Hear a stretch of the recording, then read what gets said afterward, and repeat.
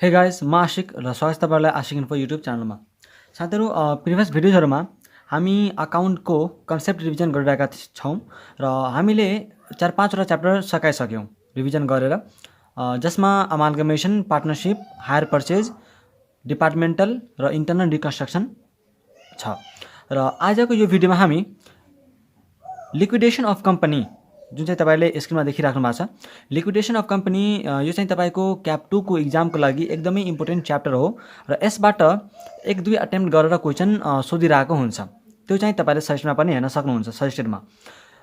अब यसका इम्पोर्टेन्ट कन्सेप्टहरू जुन चाहिँ तपाईँलाई एकदमै आवश्यक छ, किनकि अब चाहिँ डिसेम्बर 2021 को इक्जाम आइरहेको छ। सो त्यो डिसेम्बरको इक्जाममा लिक्विडेसन अफ कम्पनीबाट क्वेसन आउने प्रोबेबिलिटी चाहिँ एकदम धेरै नै छ। त्यही भएर चाहिँ हामीले यो च्याप्टरलाई एकदम मजाले रिभिजन गर्छौँ र तपाईँहरूले चाहिँ पुरै अटेन्टिभ भएर सुन्नुहुन्छ। सो टाइमलाई वेस्ट नगरिकन हामी यो च्याप्टरको रिभिजनलाई स्टार्ट गरौँ। सो लिक्विडेसन अफ कम्पनी भन्ने बित्तिकै हामी के बुझ्छौँ भन्दाखेरि कम्पनी क्लोज हुनु, कम्पनी लिक्विडेट हुनु, ठिक छ। र हामीले एउटा कुरा के परेछ भन्दाखेरि कि कम्पनीलाई वा त कम्पनी लद्वारा के हुन्छ त क्रिएट हुन्छ र लद्वारा नै के हुन्छ बन्द हुन्छ है। Company is an artificial person भनेर चाहिँ हामीले कम्पनी एक्टमा पढेका छौँ। कम्पनी लले नै क्रिएट गर्छ र कसले नै बन्द गर्छ, लले नै बन्द गर्छ। सो कम्पनी बन्द हुने बेलामा हामीले के गर्नुपर्छ भन्दाखेरि डिफ्रेन्ट इन्क्वायरी अफिसरहरू हैन, इन्भेस्टिगेटरहरू, ठिक छ, इन्भेस्टिगेटरहरू, लिक्विडेटरहरू चाहिँ एपोइन्ट गर्नुपर्ने हुन्छ। किन भन्दाखेरि किनकि जब कम्पनी लिक्विडेट भइरहेको हुन्छ त्यतिखेर हामीले के गर्छौँ भन्दाखेरि एसेटलाई बेचेर हैन, एसेटलाई सोल्ड गर्छौँ अनि लायबिलिटीलाई के गर्छौँ भन्दाखेरि लायबिलिटीलाई पे गर्छौँ। यही हो मेन कुरो त। किनकि अब कम्पनी लिक्विडेट भइरहेको छ भने हामीले के गर्छौँ त एसेटलाई बेच्छौँ र लायबिलिटीलाई के गर्छौँ त पे गर्छौँ। हो, मेन कुरो यही हुन्छ। सो जब हामीले एसेटलाई बेच्ने वा त लायबिलिटीलाई पे गर्ने कुरा गर्छौँ त्यतिखेर हामीले के ध्यान दिनुपर्छ कि कुन एसेटको भ्यालु कति हो त, यसको भ्यालुएसन पनि थाहा हुनु पऱ्यो नि त। कुन एसेट मेरो कतिमा बेचिन्छ भन्ने कुरा त थाहा हुनु पऱ्यो हैन। त्यस्तै कुन लायबिलिटी मलाई कति पे गर्नुपर्छ वा त त्यसको हैन, कुन लायबिलिटी कति पे गर्नुपर्छ। जस्तै कुनै लायबिलिटीको इन्ट्रेस्ट अथवा प्रिफरेन्स डिभिडेन्ड छ भने त्यो लायबिलिटी बढेर जान्छ हैन, वा त कुनै त्यस्तो कुनै लायबिलिटी के अरे लायबिलिटी होल्डरले चाहिँ हामीलाई गर्न सक्छ, डिस्काउन्टहरू दिन सक्छ। सो कुन लायबिलिटी कति पे गर्नुपर्छ भन्ने कुरा हामीले के गर्नुपर्छ त भ्यालुएसन गर्नुपर्ने हुन्छ। सो त्यही भ्यालुएसन गर्नलाई हामीले के गर्नुपर्छ, इन्भेस्टिगेटरहरूलाई वा त लिक्विडेटरहरूलाई, इन्क्वायरी अफिसरहरूलाई एपोइन्ट गर्नुपर्ने हुन्छ र त्यो एपोइन्ट गर्नुको सट्टामा हामीले त्यसलाई चाहिँ के दिनुपर्छ त रिमुनेसन दिनुपर्ने हुन्छ। के दिनुपर्ने हुन्छ? रिमुनेसन दिनुपर्ने हुन्छ। सो यति बुझिसकेपछि अब हामी बुझ्छौँ कि यो च्याप्टरमध्ये तपाईँलाई चाहिँ इक्जामको लागि कुन सबभन्दा बढी इम्पोर्टेन्ट हो त, यो च्याप्टरमा तपाईँको इक्जामको लागि कुन इम्पोर्टेन्ट हो त हैन, त्यो चाहिँ हामीले हेर्छौँ, ठिक छ। सो यसमा अरू के पनि छैन, यो च्याप्टर एकदमै सजिलो हो। तपाईँले एकचोटि बुझिसक्नुभयो भने तपाईँले बार चाहिँ यो च्याप्टरलाई हेरिराख्नु पर्दैन। 1-2 चोटि रिभिजन गर्नुभएको छ भने तपाईँको इक्जामको लागि एकदम मजाले यो च्याप्टर प्रिपेयर हुन्छ। सो यसमा हामीले पढ्नुपर्ने भनेको सबभन्दा मेन इम्पोर्टेन्ट भनेको liquidator final statement of account हो है। र यही चाहिँ हामीले सिक्न गइरहेका छौँ, liquidator final statement of account. हामीलाई तपाईँले यदि इक्जामको क्वेसनहरू हेर्नुहुन्छ भने सबै क्वेसनमा यही बनाउन भनेको छ र यही नै सिलेबसमै यही छ है, liquidator final statement of account. यो चाहिँ हामीले के गर्नुपर्छ त बनाउनु पर्ने हुन्छ। यो तपाईँलाई बनाउन आयो भने तपाईँले लिक्विडेसन अफ कम्पनी पुरै पढ्नुभयो भनेर बुझ्न सकिन्छ, ठिक छ। सो ल अब हामीले हेर्छौँ, ठिक। यसमा के कुरोहरू छ त त्यो चाहिँ हामीले हेरौँ है। सबभन्दा पहिला के हुन्छ है, लिक्विडेटर फाइनल स्टेटमेन्ट अफ अकाउन्टमा अब मैले बनाउन गएँ किनकि मैले यतातिर चाहिँ तपाईँलाई अलिकति ब्याकग्राउन्ड मैले भने के कस्तो हुन्छ। अब चाहिँ हामीले के हुन्छ त यो क्वेसनमा liquidator final statement of account बनाउनु पर्ने हुन्छ। यो चाहिँ तपाईँको के हो, क्यास अकाउन्ट जस्तै हो। जे अकाउन्टमा आयो, क्यास अकाउन्टमा जे आयो त्यो चाहिँ सब हामीले यतातिर लेख्छौँ। जे हाम्रो क्यास गइरहेको छ त्यो सब हामीले यतातिर लेख्छौँ, त्यो हामीलाई थाहा छ। र यो के हो भन्दाखेरि यो अकाउन्ट चाहिँ लिक्विडेटरले बनाउँछ र यो लिक्विडेटरले एक्चुअल ट्रान्जेक्सनको बेसिसमा बनाउँछ है, एक्चुअल ट्रान्जेक्सनको बेसिसमा, ठिक छ। र अब जब हामीले liquidator final statement of account सिकौँ है त। सो सबभन्दा पहिला यसमा हामीले के गर्छौँ, यदि कुनै विद्यार्थीले बुझ्नु भएको छैन भने अब चाहिँ एकदम ध्यान दिएर सुन्नु होला किनकि म तपाईँलाई बुझाउन गइरहेको छु है। सो सबभन्दा पहिला हामीले के गर्छौँ, टु ब्यालेन्स बिडी लिन्छौँ र यो टु ब्यालेन्स बिडीमा हाम्रो के हुन्छ, सपोज तपाईसँग ब्यालेन्स सिटमा ओपनिङ क्यास अथवा ब्याङ्क दिएको छ भने त्यो चाहिँ हामीले यहाँ लेखिदिन्छौँ। ठिक छ, मैले तपाईँलाई एउटा क्लियर गर्दै गइरहेको छु। फेरि चाहिँ म यसलाई रिपिट गर्दिनँ है। सो एकचोटि चाहिँ ध्यान दिएर सुन्नु होला। र यो भिडियो हो, तपाईँले यसलाई गरेर ब्याकवर्ड गरेर पनि हेर्न सक्नुहुन्छ। टु ब्यालेन्स बिडी, मैले ब्यालेन्स सिटमा तपाईँलाई कुनै क्यास अथवा ब्याङ्क दिएको छ भने तपाईँले ब्यालेन्स बिडी गरेर त्यसलाई चाहिँ लेख्नुहुन्छ। त्यसपछि टु रियलाइजेसन फ्रम एएनएसपी भनेर लेख्नुहुन्छ है। टु रियलाइजेसन फ्रम एएनएसपी भनेको एसेट्स नट स्पेसिफिकली प्लेस्ड है। एसेट्स नट स्पेसिफिकली प्लेस्ड, यो एसेट्स नट स्पेसिफिकली प्लेस्ड भनेको त्यस्तो खालको एसेट जुन चाहिँ कुनै पनि लायबिलिटीलाई सेक्युरिटीको रूपमा चाहिँ राखेको छैन। ठिक छ, कुनै पनि सेक्युरिटीको रूपमा चाहिँ राखेको छैन अथवा त्यसलाई चाहिँ मोर्टगेज गरिएको छैन भनेर बुझौँ है त। कुनै पनि त्यस्तो एसेट जसलाई चाहिँ हामीले मोर्टगेज गरेका छैनौँ, सेक्युरिटीको रूपमा राखेका छैनौँ। सो त्यो एसेटहरूबाट हामीले कति पैसा रियलाइज गऱ्यौँ भन्ने कुरो हुन्छ। ठिक छ, कति पैसा रियलाइज गऱ्यौँ। जस्तै यहाँ के हुनसक्छ मैले भनेको छु है। जस्तै यहाँ चाहिँ तपाईँको डेटर हुनसक्छ, तपाईँले डेटरबाट कति पैसा पाउनुभयो होइन। त्यस्तै तपाईँले स्टक बेचेर कति पैसा पाउनुभयो, त्यो पैसाको अमाउन्ट आउँछ यहाँ। ठिक छ, त्यस्तै स्टकको पैसा आयो होइन। तपाईँले चाहिँ ब्याङ्क अरू कुनै बिल्डिङहरू छ होइन, सपोज ल बिल्डिङ हुनसक्छ होइन, तपाईँले बिल्डिङ बेचेर चाहिँ तपाईँको कति पैसा आयो, सो त्यो चाहिँ तपाईँले यहाँ लेख्नुहुन्छ। प्लान्ट एन्ड मेसिनरी हुनसक्छ, सो त्यो चाहिँ तपाईँको यहाँ आउँछ होइन। जति पनि तपाईँको छ अरू एसेट्स होइन, अदर एसेट्सहरू कुनै छ जुन चाहिँ सेक्युरिटीको रूपमा राखेको छैन, सो त्यस्तो एसेटहरूबाट चाहिँ तपाईँले के रियलाइज गर्नुभयो भने त्यसलाई चाहिँ सबलाई हामी अमाउन्ट राख्छौँ र यति गरिसकेपछि यसको टोटल अमाउन्टलाई हामीले यतातिर लेखिदिन्छौँ। सो यो अर्को कुरो पनि हामीले क्लियर भयौँ। अब आउँछ हाम्रो थर्ड कुरोमा के छ भन्दाखेरि टु रियलाइजेसन है। यो यसलाई चाहिँ तपाईँले एकदम ध्यान दिएर सुन्नुभयो भने तपाईँको लिक्विडेटर फाइनल स्टेटमेन्ट अफ अकाउन्टमा चाहिँ अब कन्फ्युजन रहँदैन। टु रियलाइजेसन फ्रम एएसपी भनेको के हो त, एसेट्स स्पेसिफिकली प्लेस्ड। त्यस्तो खालको एसेट्स जुन एसेटलाई हामी कुनै क्रेडिटर अथवा लोन होल्डरलाई सेक्युरिटीको रूपमा दिएका छौँ भने, सेक्युरिटीको रूपमा राखेका छौँ भने त्यसलाई हामीले के भन्छौँ, एसेट्स स्पेसिफिकली प्लेस्ड। यहाँ के थियो, एसेट्स नट स्पेसिफिकली प्लेस्ड। अब यहाँ एसेट्स स्पेसिफिकली प्लेस्डमा मैले के भने, त्यस्तो खालको एसेट जसलाई चाहिँ हामी कुनै क्रेडिटरलाई लायबिलिटी सेक्युरिटीको रूपमा चाहिँ राखेका छौँ, त्यो क्रेडिटरलाई फिक्स्ड चार्ज क्रेडिटर भनिन्छ है। त्यस्तो क्रेडिटरलाई फिक्स्ड चार्ज क्रेडिटर भनिन्छ। सो त्यहाँबाट अब त्यस्तो एसेटबाट चाहिँ तपाईँले कति रियलाइज गर्नुभयो त, तपाईँले कति रियलाइज गर्नुभयो। सो पहिले कति रियलाइज गर्नुभयो, सो रियलाइजेसन तपाईँको कति आयो त, रियलाइजेसन कति आयो भन्ने कुरो लेख्नुपर्छ। रियलाइजेसन कति आयो माइनस त्यो क्रेडिटरको लोन कति छ त, वा त लायबिलिटी मेरो कति छ त, त्यो चाहिँ हामीले के गरिदिन्छौँ, यसबाट घटाइदिन्छौँ। अनि बाँकी जुन पैसा बच्छ रिमेनिङ जुन यहाँ अब पैसा बच्छ त्यसलाई बल्ल हामी के गर्छौँ, यहाँ ट्रान्सफर गर्छौँ। ठिक छ, सो यहाँ तपाईँको दुईवटा कुरा हुनसक्छ, कि त यो अमाउन्ट पोजिटिभ आउन सक्छ, कि त यो अमाउन्ट नेगेटिभ पनि आउन सक्छ। पोजिटिभ कुन बेला आउन सक्छ, जति बेला मेरो एसेटले लोनभन्दा बढी रियलाइज गर्यो भने त्यतिखेर मेरो पोजिटिभ आउँछ। तर यदि लोन मेरो बढी छ तर मेरो एसेट जुन अमाउन्ट रियलाइज गर्यो त्यो चाहिँ कम छ भने त्यतिखेर यो मेरो अमाउन्ट के आउँछ त, नेगेटिभ आउँछ। त्यो नेगेटिभलाई हामी के भन्छौँ, डिफिसियन्सी भन्छौँ। र यो डिफिसियन्सीको के ट्रिटमेन्ट हुन्छ भन्ने कुरा मैले तपाईँलाई एकछिनमा भन्छु। ठिक छ, सो ध्यान दिएर सुनिराख्नु होला। अब यो भयो, यति चाहिँ गर्छौँ हामीले है। ओके, सो अब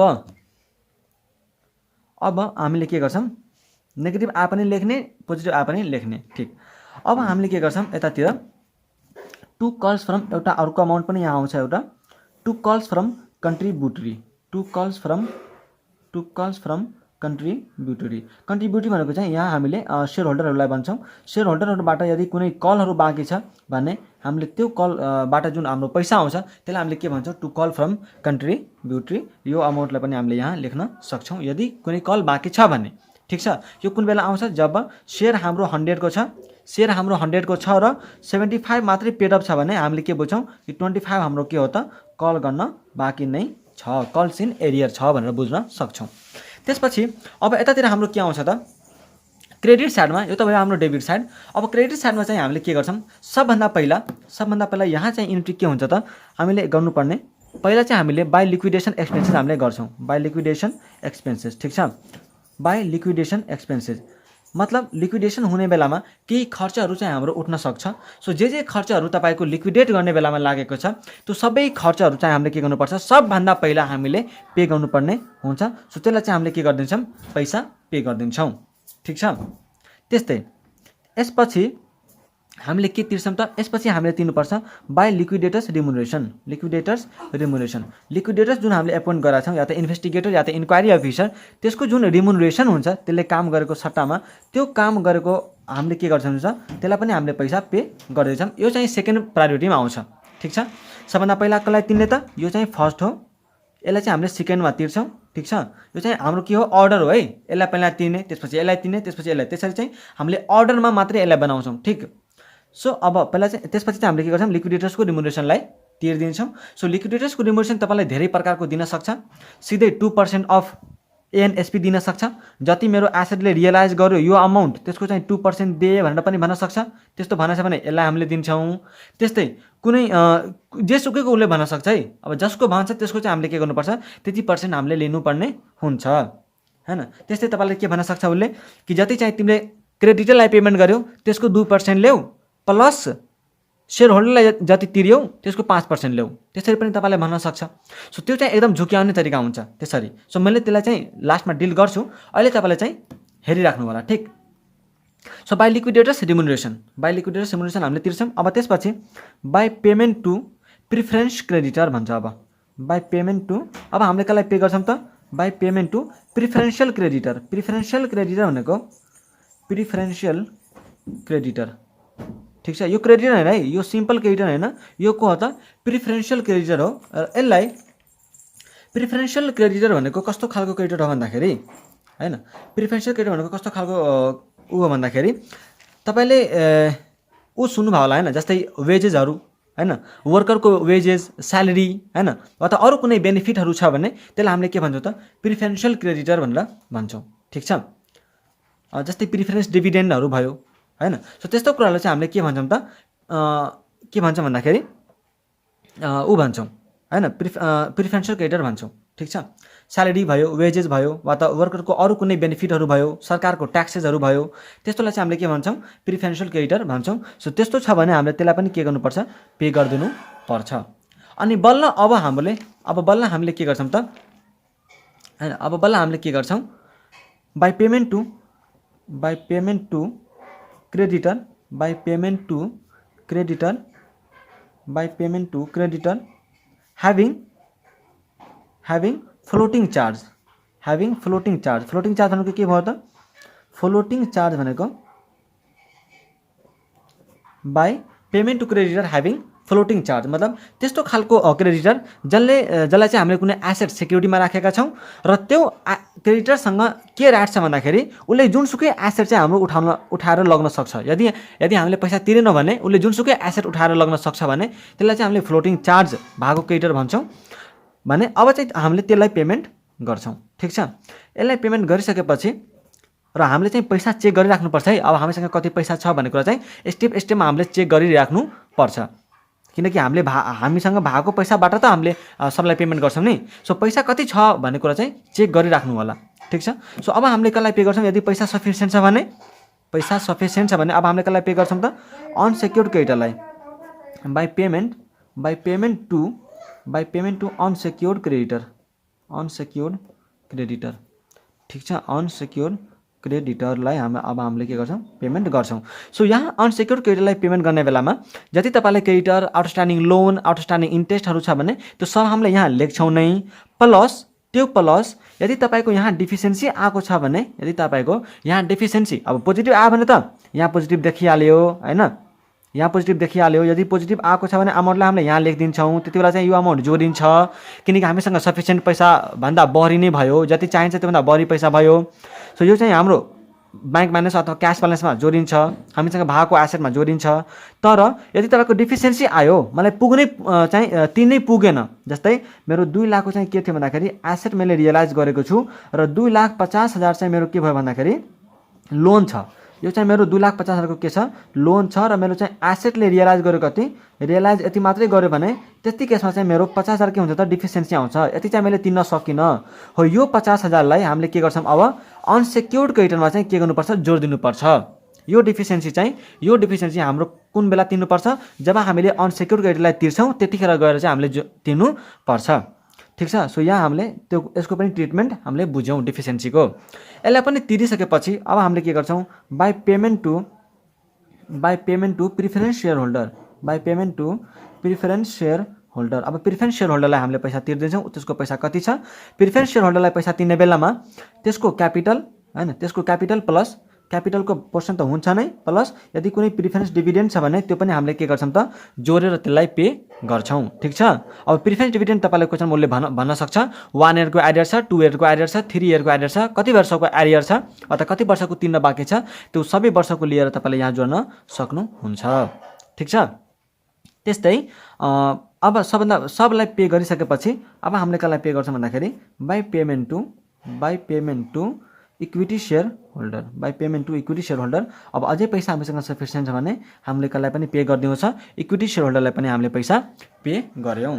सो यो सबैलाई पे गरिसकेपछि यो त भयो सिम्पल। जति बेला हाम्रो एसेट जुन हामीले रियलाइज गरेका छौँ त्यो पैसा पुरै सफिसियन्ट छ मजाले पुगिरहेको छ भने त्यति बेला चाहिँ यसरी हामीले सबलाई तिर्न सक्छौँ। तर के यदि हाम्रो पैसा पुग्न सकेन हाम्रो यदि पैसा बिचमै पुगेन भने त्यति बेला चाहिँ के गर्ने भन्ने कुरो रहन्छ है। सो सपोज मैले यहाँ दुईटा पहिला चाहिँ कन्डिसन भन्छु। सपोज तपाईँले यहाँबाट जति एसेट तपाईँले चाहिँ ब्याङ्क जति थियो तपाईँले केही चाहिँ बेचेर ल्याउनु भयो केही तपाईँको यहाँबाट बच्यो हैन केही चाहिँ तपाईँले मगाउनु भयो। यदि कल फ्रम कन्ट्रिब्युटी छ भने बल्ल मगाइन्छ छैन भने त्यो चाहिँ मगाउन पाइएन। ठीक छ। सो त्यो चाहिँ सबै तपाईँले गर्नुभयो। सपोज सबै गरिसकेपछि तपाईँको यहाँसम्म तिर्दै तपाईँको सबै ब्यालेन्स सक्यो अरे हैन यहाँसम्म चाहिँ तिर्दा सबै ब्यालेन्स सकिएन केही ब्यालेन्स चाहिँ बाँकी छ। सपोज यहाँसम्म मैले फ्लोटिङ चार्जमा मैले तिरिसकेँ अब चाहिँ मेरो 2 लाख रुपियाँ मात्रै बाँकी छ। सपोज मेरो 2 लाख रुपियाँ मात्रै बाँकी छ तर अनसेक्योर्ड क्रेडिटरलाई चाहिँ मलाई के छ त 3 लाख रुपियाँ तिर्न बाँकी छ। यसलाई चाहिँ 3 लाख रुपियाँ बाँकी छ तर मसँग बाँकी कति मात्रै छ त 2 लाख मात्रै बाँकी छ। यहीँसम्म तिरेर चाहिँ 2 लाख मेरो बाँकी बच्यो तर अनसेक्योर्ड क्रेडिटरको चाहिँ छ 3 लाख। अब यसलाई चाहिँ 1 लाख रुपियाँ तिर्न पुगिरहेको छैन भनेपछि त्यस्तो केसमा चाहिँ अनसेक्योर्ड क्रेडिटरले यही 2 लाख रुपियाँ लिएर के गर्छ त जान्छ। अब यहाँबाट क्वेसन अगाडि बढ्दैन किनकि यसलाई नै पुगेन भने हामी प्रिफरेन्स सेयर होल्डरलाई र इक्विटी सेयर होल्डरलाई कहाँबाट दिन्छौँ त है। सो यहाँबाट चाहिँ अनसेक्योर्ड क्रेडिटरले 2 लाख लिएर जान्छ र क्वेसन यहीँ समाप्त हुन्छ। ठीक। यो चाहिँ एउटा केस हो। एउटा केस हो। अब अर्को केस के हुन सक्छ कि सपोज मैले प्रिफरेन्स सेयर क्रेडिटरलाई पनि तिरिसकेँ प्रिफरेन्स सेयर होल्डरलाई चाहिँ तिर्न बाँकी छ प्रिफरेन्स सेयर होल्डरलाई चाहिँ मैले तिर्न बाँकी छ र इक्विटी सेयर होल्डरलाई चाहिँ मैले के गर्न बाँकी छ त तिर्न बाँकी छ। तर इक्विटी सेयर होल्डरबाट मैले चाहिँ केही कुरा कल पनि गर्न मिल्छ। सो त्यति बेला चाहिँ तपाईँले के हेर्नुहुन्छ भन्दाखेरि कल तपाईँले गर्नुहोस् त्यो कल गरेको अमाउन्टबाट के गर्नुहोस् अब तपाईँले प्रिफरेन्स सेयरलाई पनि पे गरिदिनुहोस्। ठिक छ। कल गरेर तपाईँले के गर्नुहोस् प्रिफरेन्स सेयर होल्डरलाई पनि पे गरिदिनुहोस्। पे गरिसकेपछि अब इक्विटी सेयर होल्डरबाट कति अमाउन्ट ल्याउने अथवा कति अमाउन्ट रिफन्ड गर्ने भन्ने कुरा चाहिँ तपाईँले निकाल्नुपर्ने हुन्छ। सो त्यो निकाल्नलाई हामीले के गर्छौँ भन्दाखेरि जति अमाउन्ट प्रिफरेन्स सेयर होल्डरलाई पे गरिसकेपछि आउँछ नि त्यो अमाउन्ट डिभाइड बाई हामीले पहिला के निकाल्छौँ रिफन्डेबल अमाउन्ट पर सेयर है। हामीले के निकाल्छौँ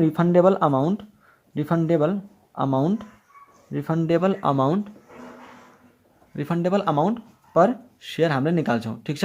त प्रिफरेन्स सेयरलाई पे गरिसकेपछि अब यो पैसा कसको हो त इक्विटी सेयरको हो। त त्यो amount divide by number of equity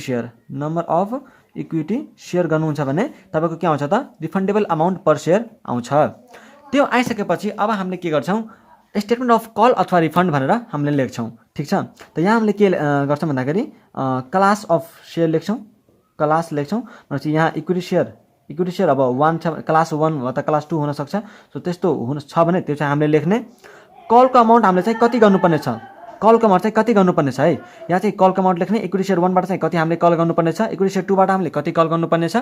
त्यस्तै रिफन्डको अमाउन्ट चाहिँ यहाँ लेख्ने रिफन्डको अमाउन्ट यहाँ लेख्ने। अब रिफन्डको अमाउन्ट चाहिँ यहाँ कति आएको थियो त त्यो अमाउन्ट चाहिँ यहाँ लेखिन्छ, त्यो पनि यहाँ लेखिन्छ। अब हामीले कल कति गर्न बाँकी छ र रिफन्ड त्यसले कति हुन्छ त भने चाहिँ अब चाहिँ नेटमा हामीले नेट कल अथवा रिफन्ड चाहिँ हाम्रो आउन सक्छ, कल अथवा रिफन्ड चाहिँ हुन सक्छ। ठिक छ। त सपोज मैले यहाँ चाहिँ 25 रुपियाँ कल गर्नु छ, 25 रुपियाँ कल गर्नु छ र 30 रुपियाँ रिफन्ड गर्नु छ भनेपछि हामीले के गर्छौँ त 5 रुपियाँ त्यसलाई रिफन्ड बरु गरिदिन्छौँ, होइन र। त्यस्तै यहाँ सपोज 20 रुपियाँ मैले कल गर्नु छ र 15 रुपियाँ रिफन्ड गर्नु छ भने मैले के गर्छु त नेटमा 5 रुपियाँ कल गर्छु, होइन र। सो यसरी चाहिँ तपाईँले के गर्नुहुन्छ बनाउनुहुन्छ र यो कल वा त रिफन्ड गरिसकेपछि अब तपाईँले के गर्नुहुन्छ भन्दाखेरि यहाँ सपोज रिफन्ड आएको छ भने number of equity share into यो 5 गरेर तपाईँले यतातिर पेमेन्ट गरिदिनुहुन्छ, होइन र। सपोज अब यसमा चाहिँ कल 5 रुपियाँ कल आएको छ भने यसको number of equity share into 5 गरेर तपाईँले कल फ्रम कन्ट्रिब्युटरीमा लेख्नुहुन्छ। ठिक छ। अब एउटा कुरा अझै यसमा छ लिक्विडेटर्सको रिम्युनरेसनको कुरो। लिक्विडेटर्सको रिम्युनरेसन तपाईँलाई सपोज मैले एउटा इक्जाम्पल भन्छु र त्यसपछि हामी क्वेसनमै हेर्छौँ। एउटा इक्जाम्पल तपाईँलाई के भन्यो भन्दाखेरि उसले के भन्यो कि तपाईँले अनसेक्युर्ड क्रेडिटरलाई जति पैसा तिर्नुहुन्छ त्यसको 2% चाहिँ मेरो के हो ऊ हो रिम्युनरेसन हो। अनसेक्युर्ड क्रेडिटरलाई तपाईँले जति पैसा तिर्नुहुन्छ त्यसको चाहिँ 2%, त्यसको चाहिँ के हो त 2% मेरो रिम्युनरेसन हो भनेर भन्यो सपोज। अब त्यति बेला हामीले के गर्छौँ त यहाँ चाहिँ उसले यहाँ पैसा तिर्यौँ, होइन, यहाँ हामीले पैसा तिर्यौँ, यहाँ हामीले लिक्विडेटर्सको रिम्युनरेसन चाहिँ अहिले त हामीलाई तिर्न मिल्दैन। किन तिर्न मिल्दैन? किनकि हामीलाई त यो लिक्विडेटर्सको रिम्युनरेसन कसको आधारमा निकाल्नुपर्छ? अनसेक्युर्ड क्रेडिटरलाई कति हामीले पे गर्छौँ भनेर मात्रै हामीले निकाल्न सक्छौँ, होइन। अनसेक्युर्ड क्रेडिटरलाई कति हामीले पे गर्छौँ भनेर मात्रै हामीले निकाल्न सक्छौँ। त यहाँ त हामीले यो अमाउन्ट त अहिले निकाल्न सक्दैनौँ, होइन। त्यसपछि हामीले यो सपोज पे गऱ्यौँ, यो पनि हामीले पे गऱ्यौँ। अब यसलाई हामीले कति अमाउन्ट पे गर्न सक्छौँ भन्ने कुरो त आएन, होइन। कुनै जरुरी थोरै छ कि यसको जति पैसा छ त्यति नै हामीले पे गर्छौँ, त्यति कुनै जरुरी छ? अनसेक्युर्ड क्रेडिटरमा त यहाँ कमान्ड पनि जोडिन्छ, यहाँ डेफिसिएन्सी आएको छ भने। त्यस्तै कुनै यो पनि त जरुरी छैन कि यसलाई चाहिँ जति अमाउन्ट छ त्यो सबै अमाउन्ट पुग्छ नै भन्ने छ र, होइन। सो त्यस्तो केसमा चाहिँ यहाँ सपोज यहाँ 3 लाख थियो र 2 लाख मात्रै हामीसँग भएको थियो नि त। सो त्यस्तो केस पनि आउन सक्छ। त यसलाई मैले कति पे गर्छु, यसलाई मैले कति पे गरेँ त, यसलाई मैले कति पे गर्छु जसको चाहिँ 2% मलाई लिन्छु त। अब किनकि यसको तपाईँले अनसेक्युर्ड क्रेडिटलाई जति पे गर्नुहुन्छ त्यसको 2% लिनुहोस् भनेर बनाएको छ। सो त्यस्तो केसमा तपाईँले के गर्नुहुन्छ भन्दाखेरि यहाँ ध्यान दिएर सुन्नु होला है। तपाईँले यो अमाउन्ट जोड्नुहोस्, यो अमाउन्ट जोड्नुहोस्, यो अमाउन्ट जोड्नुहोस्, सबै अमाउन्ट जोडेर यो चाहिँ पोजिटिभ आएको छ भने जोड्नुहोस्, नेगेटिभ आएको छ भने नजोड्नुहोस् है। जोडेर यो घटाउनुहोस्, यो त अहिले अमाउन्टै आएको छैन यसलाई चाहिँ नघटाउनुहोस्, यो पनि घटाइदिनुहोस्, यो पनि घटाइदिनुहोस् किनकि यो पे भइसकेको छ, यो चाहिँ अहिले त पे भएको छैन। सो यति घटाइसकेपछि अब तपाईँले के गर्नुहोस् भन्दाखेरि यति घटाइसकेपछि तपाईँको जुन अमाउन्ट आउँछ त्यो अमाउन्ट है, त्यो अमाउन्ट इन्टु 2% छ भने 2/102 गर्नुहोस्। त्यस्तै सपोज 5% दिएको छ भने 5/105 गर्नुहोस्। त्यो गरेर तपाईँको के आउँछ त लिक्विडेटर्सको रिम्युनरेसन आउँछ। सो त्यसरी लिक्विडेटर्सको रिम्युनरेसन आउँछ। सो तपाईँले त्यसरी पनि रिम्युनरेसन निकाल्न सक्नुहुन्छ र बाँकीका कुराहरू मैले तपाईँलाई क्वेसन गराउने बेलामा तपाईँलाई क्लियर पार्ने नै छु। सो आजलाई हामीले यति नै गर्छौँ। Thank you so much for watching this video. Take care, bye bye and have a good day and all the best for the exams.